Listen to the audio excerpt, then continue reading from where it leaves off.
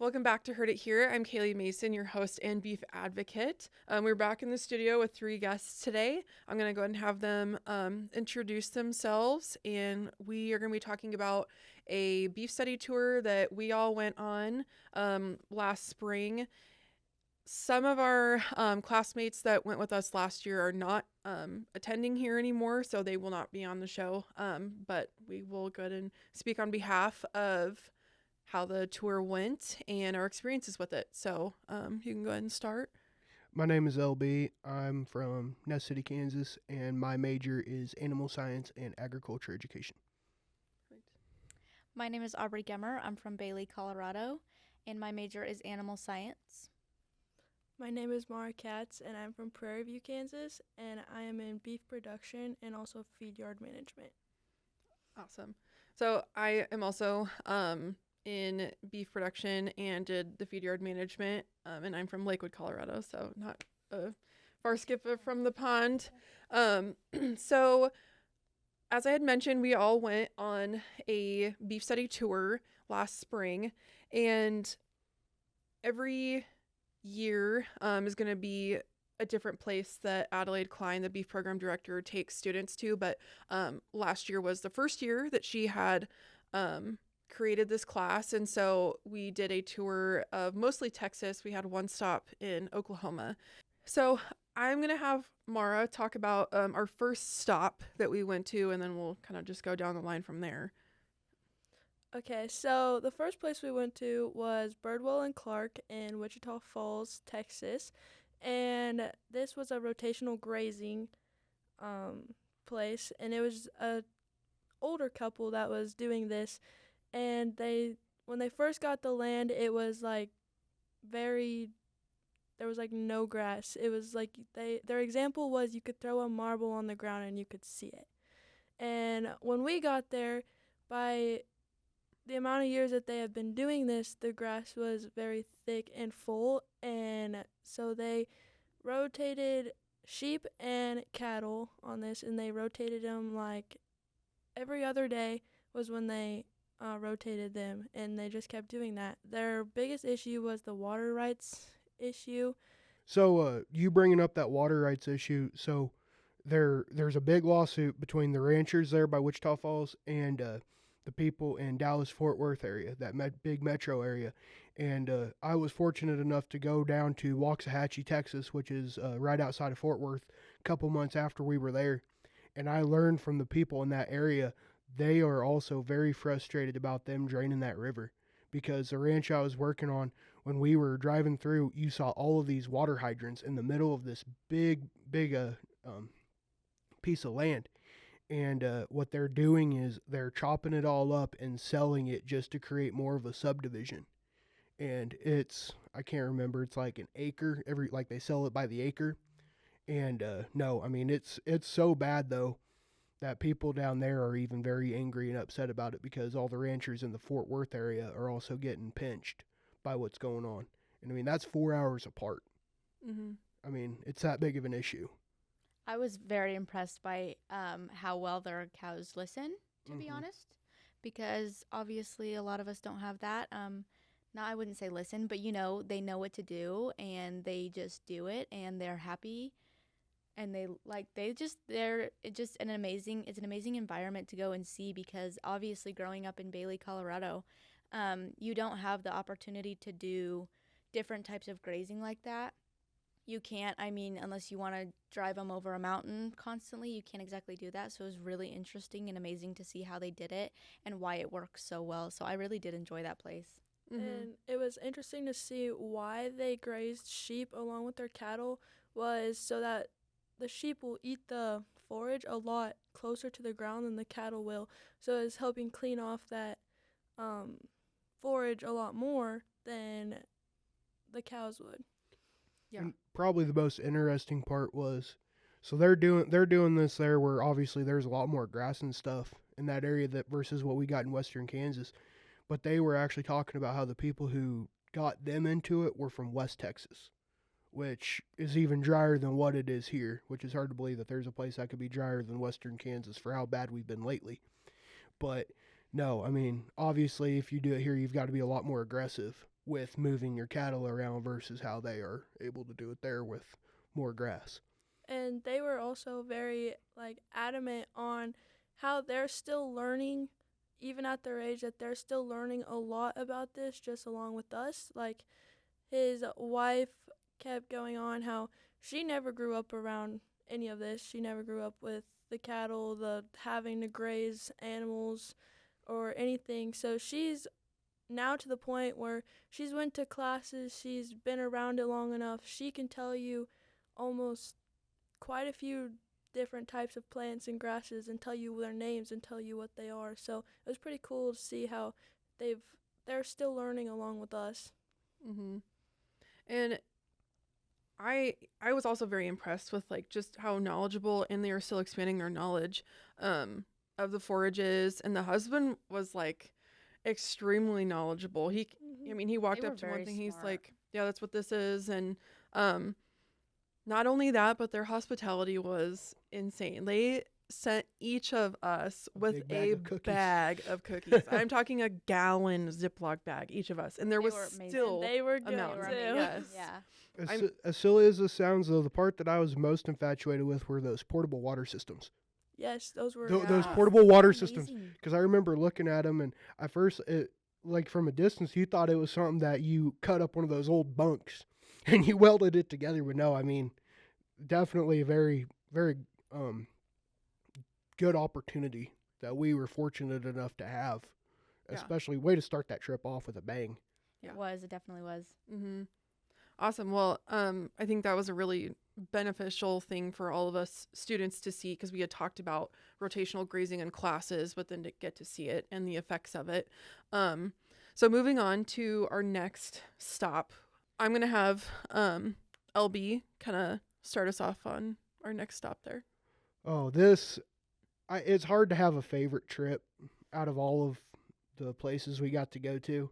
But the one thing that this place will have till the day I die is that was my favorite place to stay. That Airbnb was amazing. They put us up there in the bunkhouse, and no, it was a great time. The hospitality was phenomenal. Home cooked meal, broke college kids like us. You're definitely going to appreciate that. No, that was a lot of fun.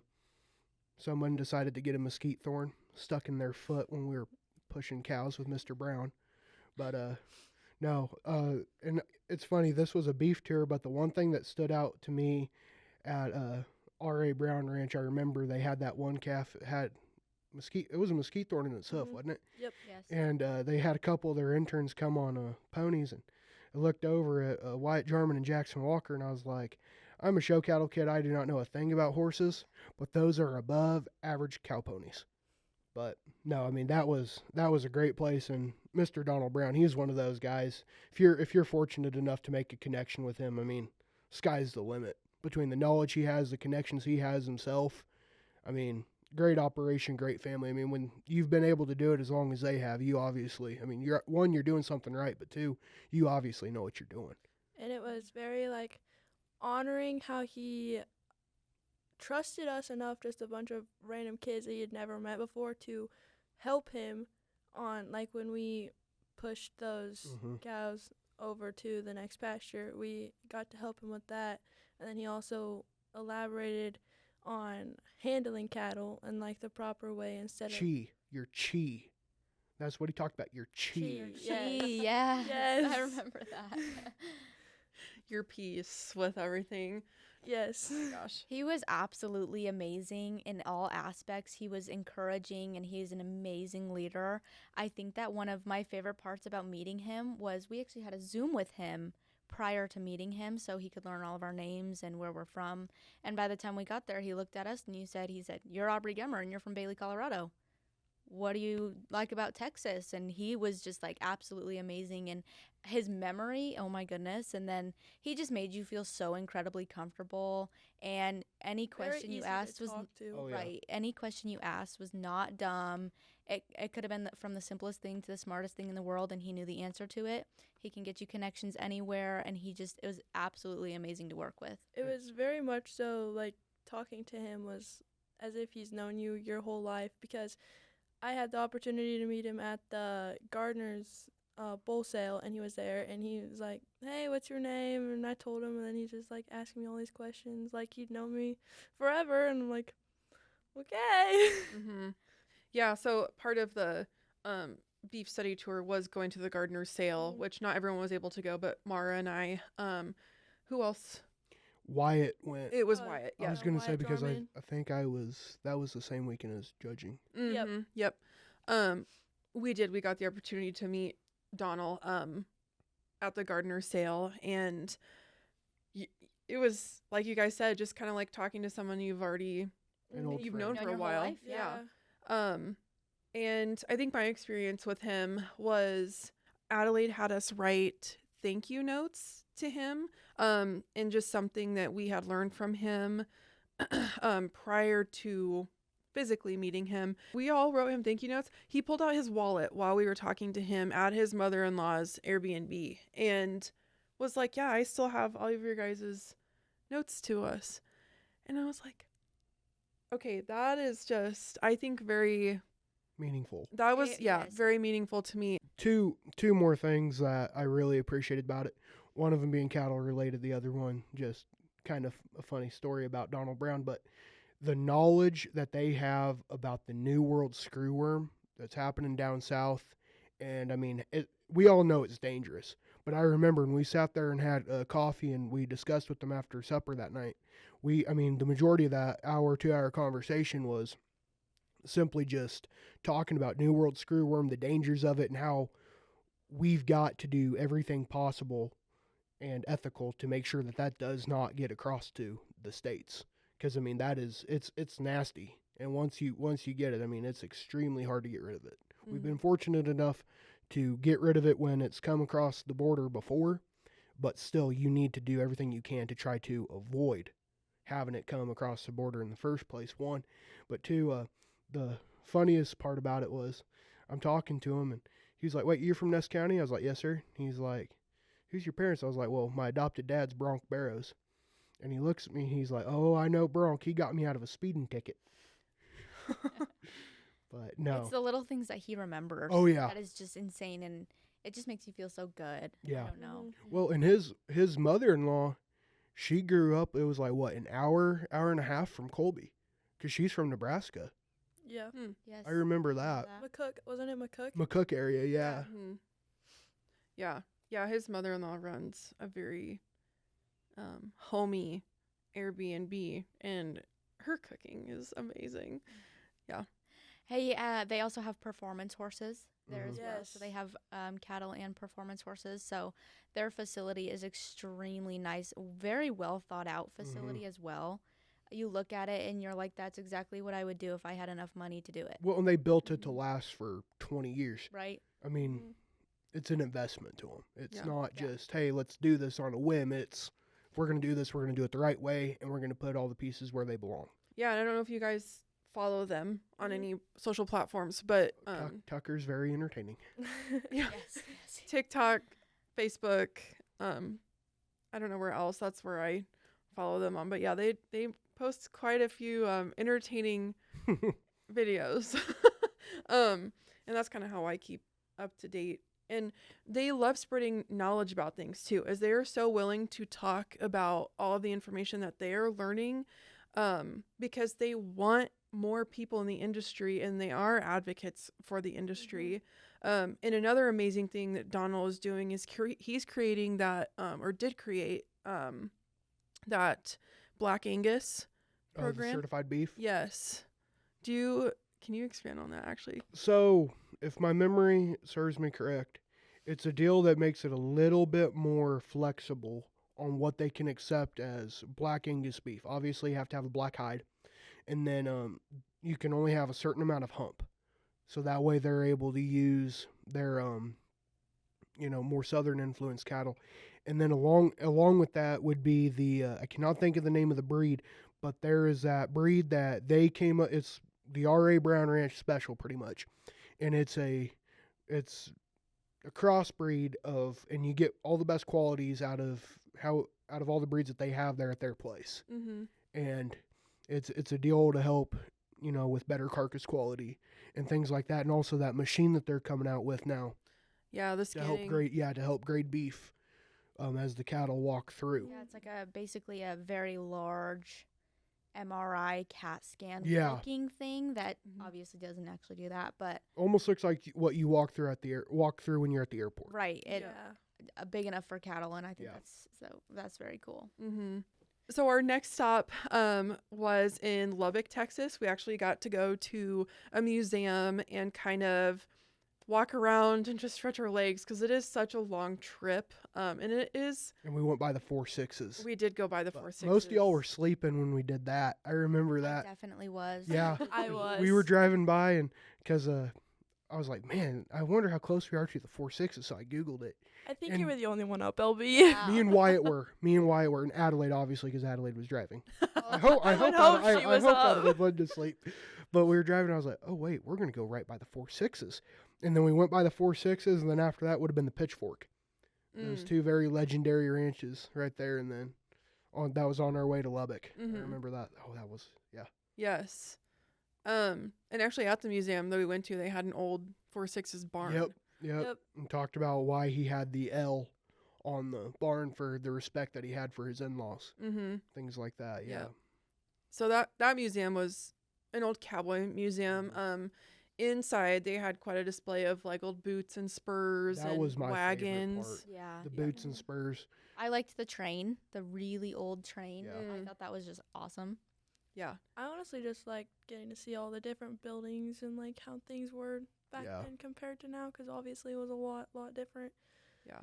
I loved the brand room, like Yes. the wall Oh. brands. I thought That that was was awesome. awesome. That was Looking so at all cool. of those and all the crazy brands that people have. Well, but- and You it's can have like you- about anything. yeah, right. It's like you took a step back in time Mm-hmm. to It the definitely is. 1860s, Yeah. 1870s. That place was incredible, but probably the best part where once we finally got to Lubbock, it was not nearly as humid as what it was on the first 2 days of that trip. Yeah. Yeah, it Wow. was bad. And then we went and played that tennis game where you had to Yeah. go, hey, We did. And We visited Adelaide Texas kept A&M. making us redo it. Restart. restart, but Oh then my she gosh. challenged us to do pull-ups in a race. Adelaide is probably the very best person you could take on a trip with you. if I do For say so real. She'll make sure that you don't get bored. myself. That is 100% true. And everything Mhm. is a competition, by the way. Oh, Yes. But I love it. gravy. Yes. Yeah. Yeah, I think she outdid all of us when she was doing those pull-ups. Oh yeah, all of us, every She single one of us. definitely challenged us to do things that she knew she could beat us at. She knew it. She's like, I know, but I'm gonna do it anyway because I'm better. Well, in our But- in our defense, we're going up against a Division I athlete, so That's so we true. can't feel too. Yeah. I'm a stock show kid. Yeah, I I mean, mean- I raised livestock. I didn't do I anything. played basketball, man. But she definitely did a good job of making sure we Mhm. just didn't feel bored. Mm-hmm. You know, like, because when you go on long trips sometimes that are, you know, you're going with a group of people that you don't know at the very beginning, but by the end, I mean, I would say I got closer with every single one of you guys. Yeah. Even the ones that aren't here today, I definitely feel like I got closer to every single one of you guys. Yeah. Yep. Oh my gosh. So yeah, after we went to the museum, we took another detour. Went to Buc-ee's because, like, Who When doesn't in like Rome. Yeah, Buc-ee's? when you're around a Buc-ee's, I mean, why not stop? So we went to Flying Cow Genetics in Shamrock, Texas. This was probably one of my favorites as well because it is something that I really like. I really do enjoy. So we basically went through the facility. We looked at all of their embryo and semen storage with their tanks and everything, and they store for other people as well. So they have storage, just not even like their own that they sell. They have a whole bunch of other people's that they obviously keep there and keep safe and cold and everything. They also look at semen and they evaluate all of that stuff. So we actually got the opportunity to help and watch one of the takes of the semen. We had to collect it, and then we Right. got to look under the microscope. Yep. So we got to look at all of that. We got to learn how to go basically from step one, not quite finished because there's kind of some process that takes a little bit longer, but we got to learn how to collect it and then what to do after you do that. You go and you bring it in, it gets evaluated, and then when it's ready to be packaged, you go into this really, really cold room, and none of us had jackets because it was really hot outside. So it was a little cold, Don't but forget humid. Yes. Don't forget humid. I So- melted. I'm melted. So we went and we got to watch how to roll the straws, and basically just the kind of that entire process. And then when you go, how to label them and make sure that everything is properly labeled. We got to see the differences in the semen and which ones will not be good enough and which ones are actually really great. There was a couple of different ones on the screen when we got there, and so the IVF and AI aspect. So I really enjoy that part of it. So Well, and they're doing more than just beef cattle too, because they were saying how they'll have some bucking bulls come in for rough stock, and right, they'll have I think they said they even had a couple dairy bulls Mm-hmm. Yeah. come in, Yep. too. I don't remember how many fit in one of those tanks. I know it was at least 1,000. I think it was like 2,000 It was like fit in one It was 2,000, tank. yeah. it was some. I mean, it kind of reminded me of one of those chamber tanks that the athletes use to like for their muscles, where they go and stand in. I mean, it was big enough. If it was empty, you could. I mean, Yeah, Yeah. you could probably definitely ball fit up in and it. fit in there. I mean, you would instantly freeze. But Well, that's why I said empty, no liquid nitrogen. yeah, I really enjoyed that stop too.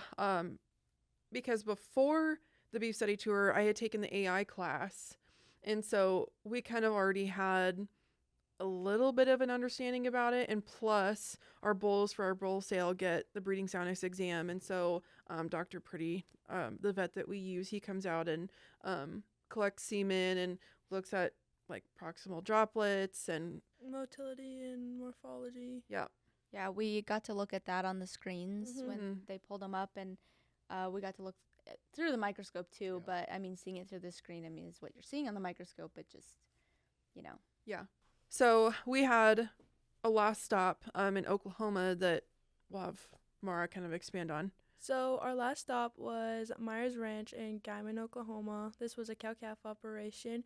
We actually got to meet with the ranch hand. He showed us around and talked to us about their facilities and stuff.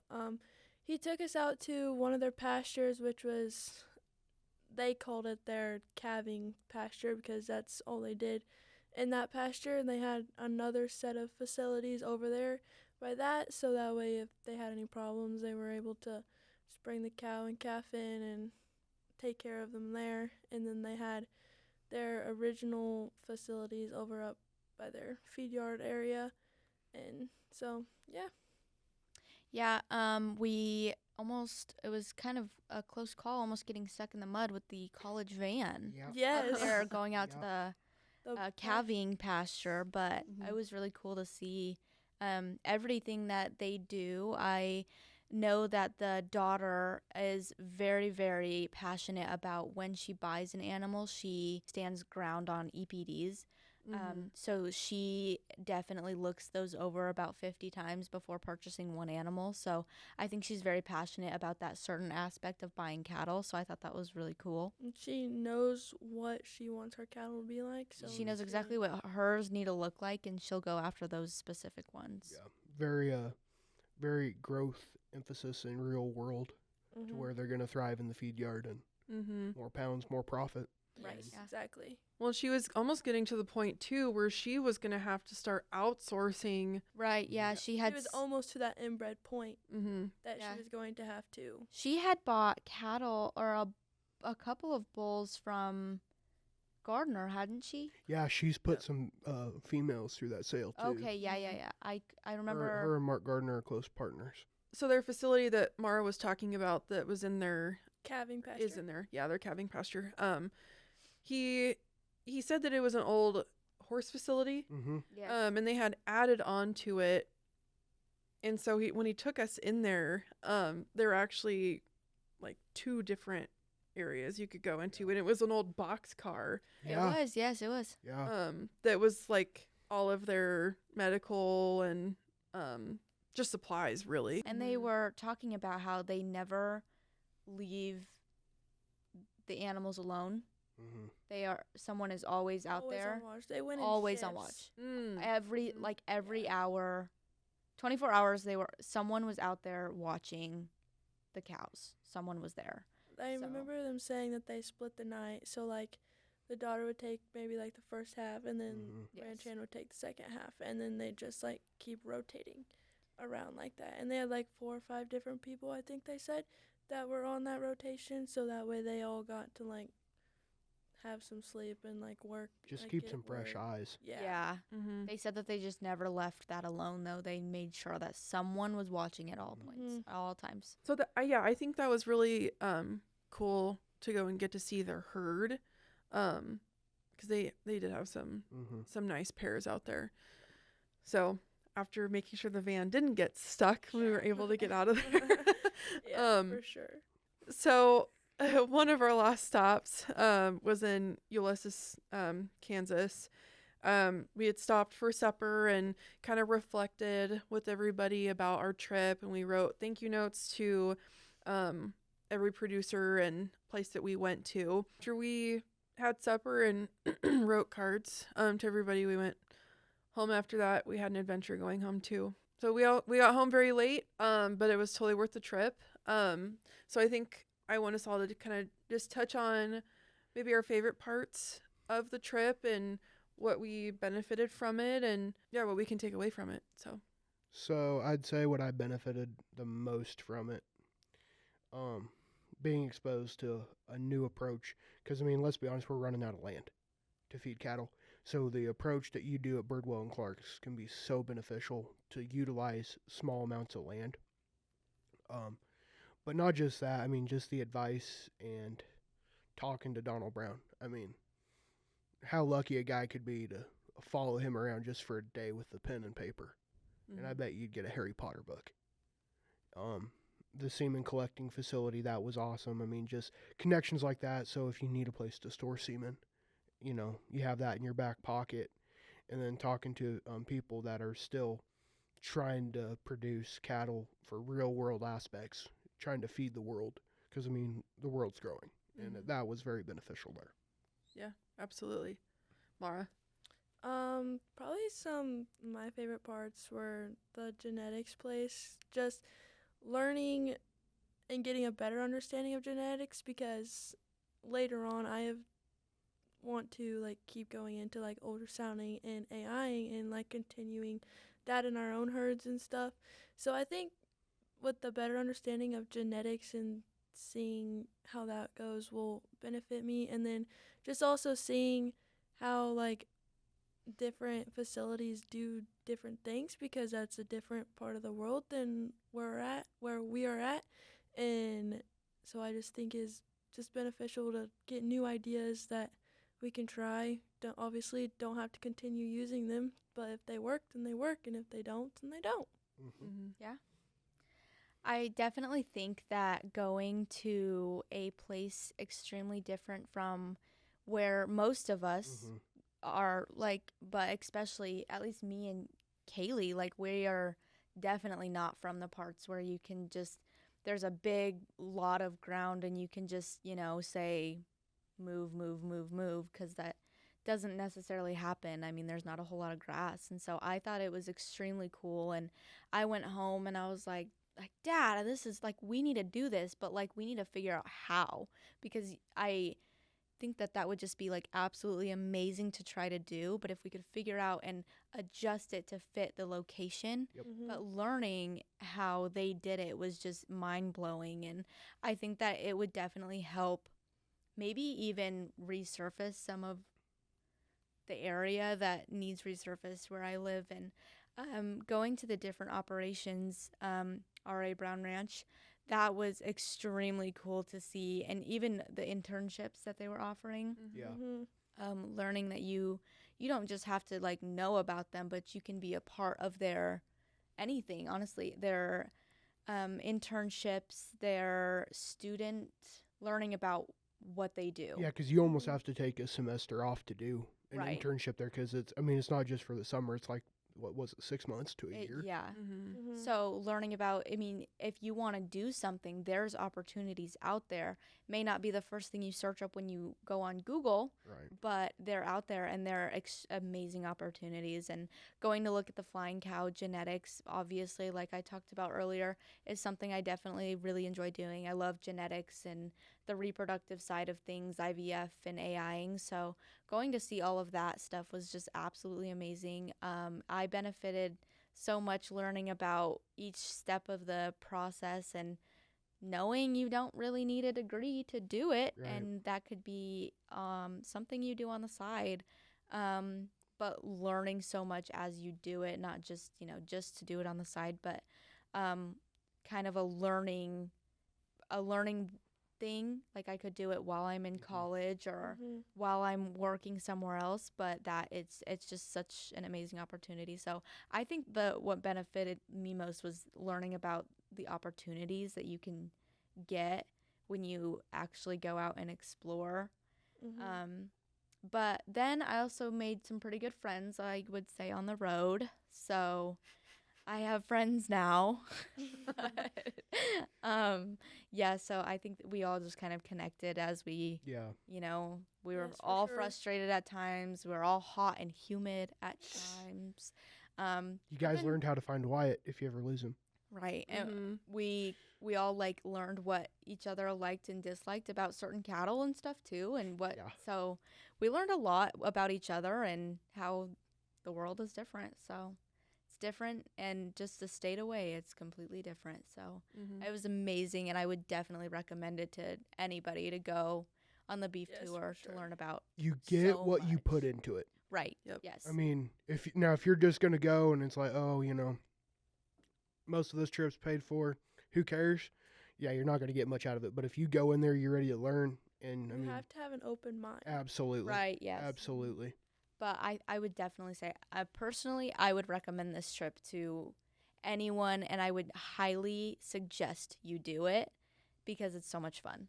Well, I'm glad you guys all had a good time on the trip and learned lots. I did too. I think my favorite part was just the connections Oh yeah, that we made and kind of like Aubrey had touched on, like between all of us. But then just the people that you meet, because the ag world really is smaller than Yeah. you think it is. And it's smaller but larger than what you think. yeah. Well, I think that is all we have for this episode. Really thankful you guys took the time to come out and talk about something we did a year ago. I know that can be hard to kind of spark I memory still again, look at but the pictures quite a bit, just kind of reminisce on it. No, it Sounds- all came mhm. back to us as Yeah. soon as we started talking about it. I'm like, oh yeah, no, yeah. it was not hard to No, remember a good trip. Mhm. Yeah, for sure.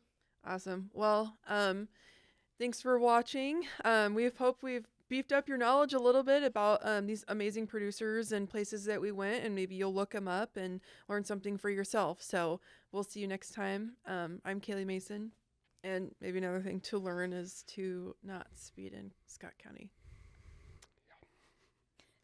Okay, cut.